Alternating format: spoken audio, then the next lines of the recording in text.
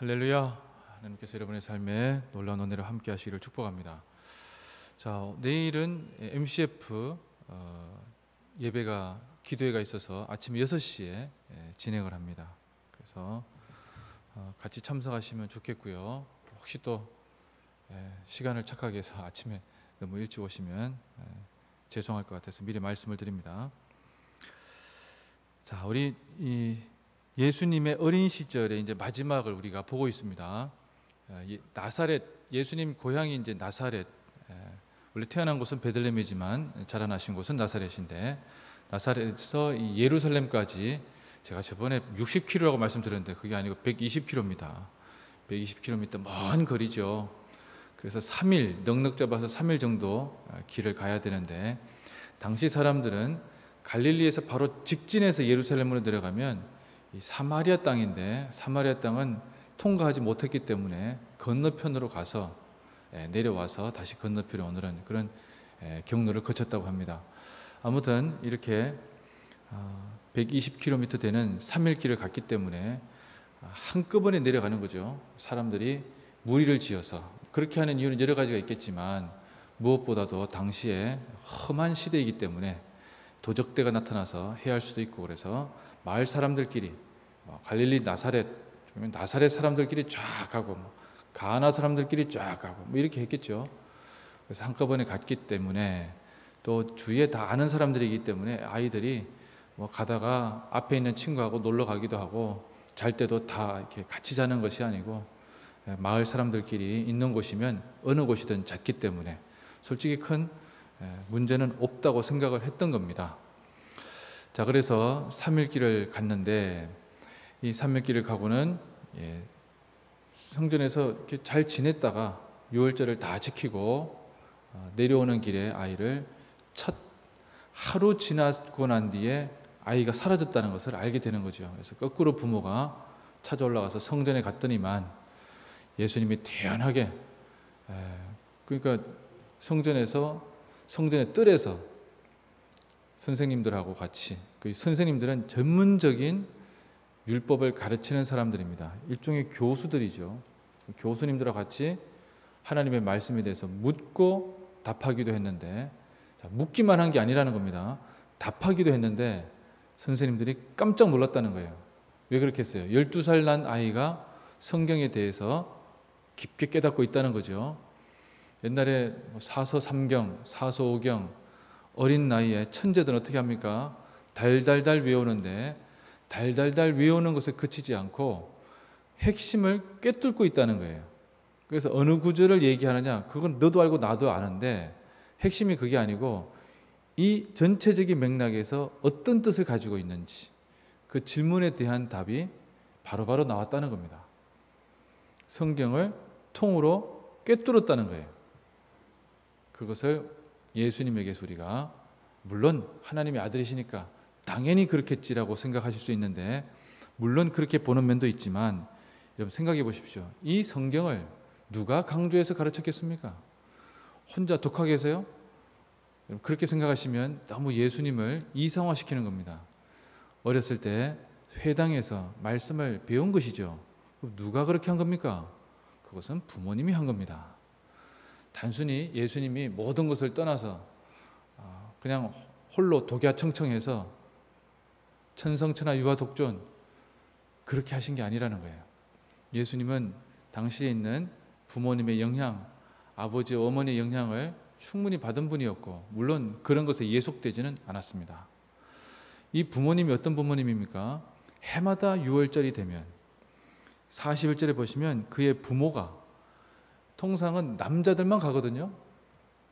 남자들이 반드시 유월절에, 칠칠절에, 초막절에 하나님의 성전에 나타나야 되기 때문에 새 절기에는 반드시 성전으로 갔는데, 13살 이상이 되면 아이도 성년으로 취급하기 때문에 13살 되면 우리는 아이로 보는데 유대인들은 성년으로 봅니다. 그래서 데리고 가는 거예요. 남자들은 쭉 갈 수밖에 없는데, 그렇다고 남자들도 다 열심히 간 것도 아니었습니다만은, 아무튼 여인들은 집에 있어도 뭐라고 안 합니다. 근데 어떻게 합니까? 그의 부모가 해마다 예루살렘으로 유월절을 지키러 갔다. 이렇게 성경에 기록하고 있어요. 부모가 어떤 겁니까? 어린 예수님에게 예배의 신실한 부분을 잘 가르쳐 주었다는 거예요. 매년마다 참석하면서 하나님의 성전을 하나님 이름을 드리고 택하신 곳에 같이 찾아갔다는 거죠. 그리고 그것이 중요하다는 것을 말로 얘기한 게 아니고 몸으로 직접 보여주면서, 여러분 이게 1년에 며칠씩, 당시에 먹고 살기가 힘들었잖아요. 그럼 예수님의 부모님이 어제 보셨다시피 먹고 살기 힘드니까 바쳐야 되는 게 어린 양을 바쳐야 되는데 양 바칠 돈이 없어서 비둘기를 바쳐야 되는 집안입니다.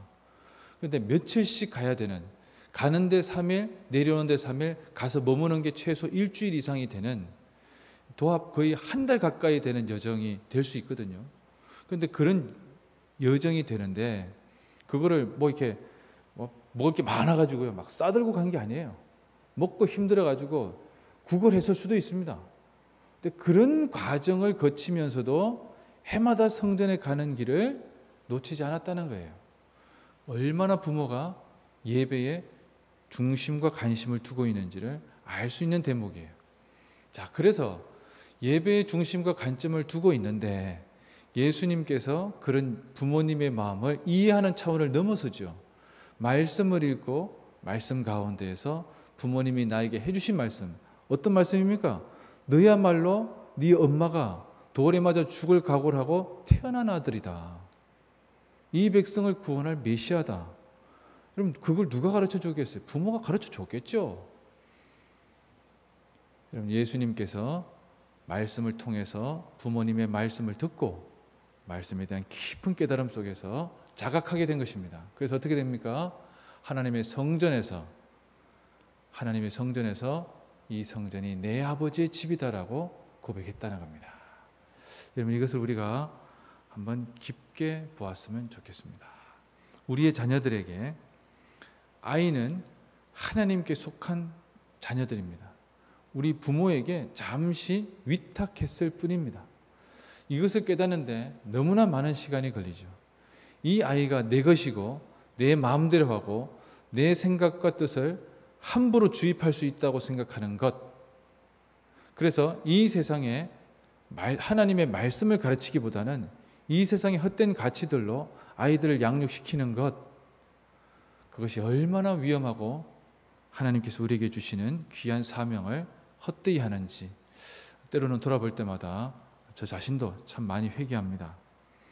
아이들은 하나님께서 무한 신뢰를 가지고 자녀들에게 위탁한, 그래서 언젠가는 하나님께서 택하신 귀한 뜻대로 살아가야 될 존재들인데, 그들에게 우리가 가르쳐야 될 것이 무엇인가?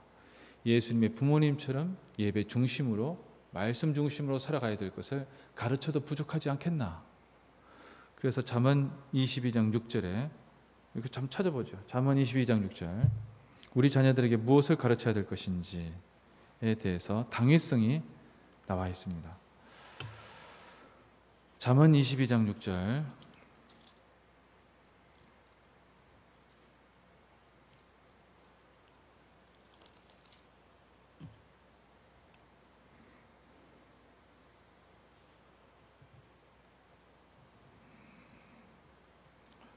자, 935페이지죠. 같이 읽어보겠습니다. 마땅히 행할 길을 아이에게 가르치라. 그리하면 늙어도 그것을 떠나지 아니하리라. 아멘. 자, 우리 자녀들에게 마땅히 행할 길이 무엇인지 가르쳐야 될 것인가?